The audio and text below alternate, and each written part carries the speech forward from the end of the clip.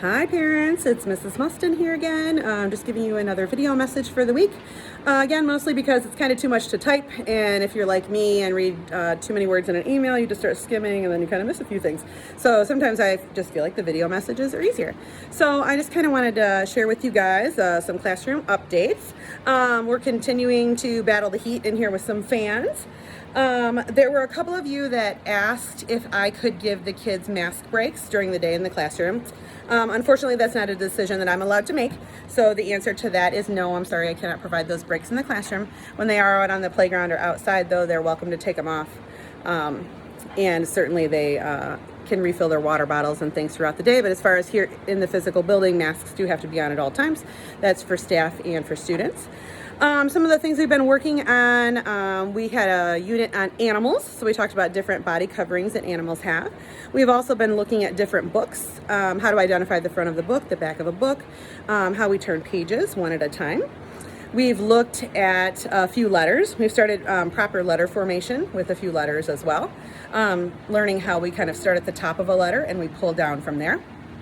We've talked about characters and setting. We've also looked at the difference between numbers and letters. And we've been working on writing and doing puzzles with our first and last names. They had fun hour for the past 2 weeks with Mrs. Adamson. She's another one of the kindergarten teachers here. So they were doing yoga and some outside gross motor play.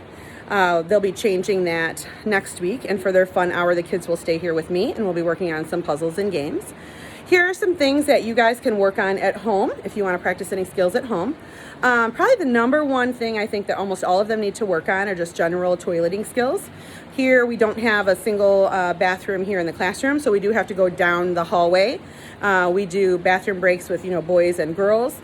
And the sinks that are in there are super old, and they are ones that they're kind of like a big vessel, like a big bowl, and you operate it by turning on the water with a foot pedal. Well, what happens with that is the kids end up playing in it. So if you could just reinforce kind of the rules of the bathroom when we're going in, it's privacy, we're not peeking at anybody. You want to make sure that you're washing your hands with soap. There's a couple different soap dispensers in the bathroom. I've tried to show the kids how to use them, but sometimes like one gets broken or it kind of comes off the wall a little bit, so that can be a little tricky. But we always sanitize hands when we return into the classroom. So anytime we enter the classroom, we stop at the hand sanitizer station as well. Also, you could work on things like zipping and buttoning when it comes to their clothing.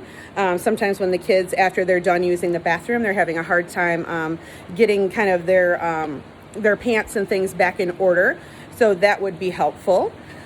And really just keep reading books to your kids at night. That's always helpful. A lot of these things we're doing are going to be super helpful heading into Young Fives and kindergarten this fall. If you kind of want to see, this is probably going to look backwards to you, but here's one of the activities we did today.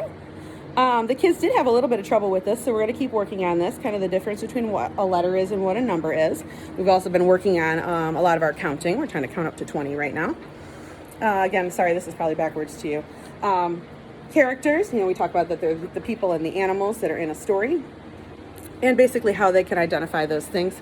We also worked on how to use an alphabet chart and how to touch and point to what you're saying. So we are getting a lot of stuff done here during the day, and they seem to be really enjoying it. One last thing just to address with you is I talked about water bottles, how we're able to refill those during the day, but I need you to stress to your child that they're only allowed to drink from their own water bottle. So we've had some kids, somebody's water bottle must look really cute or good, and they go over and they just take a slurp out of another child's water bottle. So I don't have a way that I can wash and sanitize those here. So please just reinforce to your child they can only drink from their own water bottle. And you guys have a great holiday weekend. If you are traveling, safe travels to you. And if you are not coming on Monday because your family is going to be traveling, and I know for most folks that's the official observed holiday, just shoot me a quick email and I'll forward that off to the office. And have a great weekend. And I'll see you guys either on Monday or Tuesday. Thanks. Bye-bye.